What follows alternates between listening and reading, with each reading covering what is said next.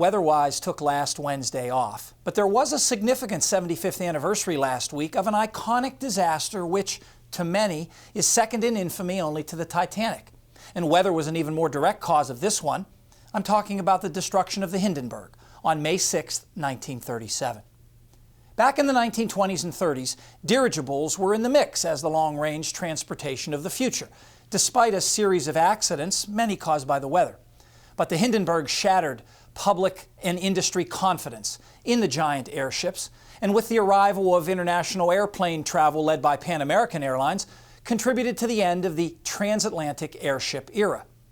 The 804-foot-long Hindenburg began its 1937 season with a round trip to Rio de Janeiro in March without incident.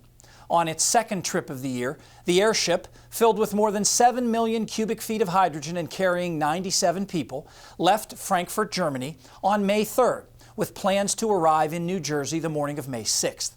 Now, on most transatlantic flights, the Hindenburg cruised at around 80 miles per hour, but strong headwinds in the North Atlantic slowed it down this time, delaying its arrival by about half a day.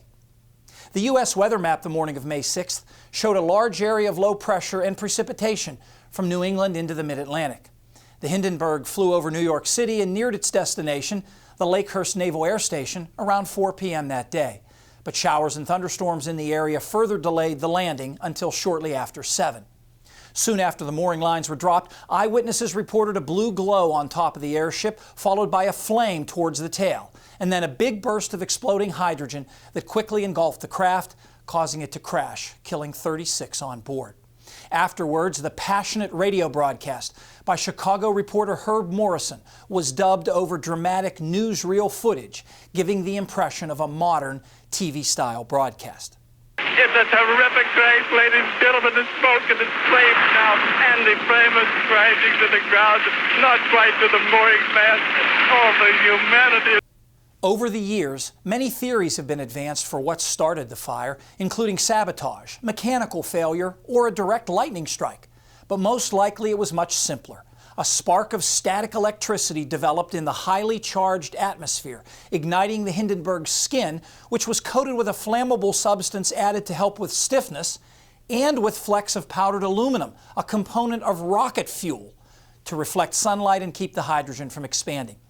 These substances caught fire from the spark, burning the skin, and then the hydrogen became the primary fuel for the fire.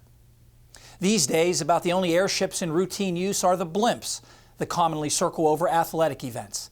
These are filled with helium and strictly regulated by the Federal Aviation Administration. Paul Knight is next with the extended forecast.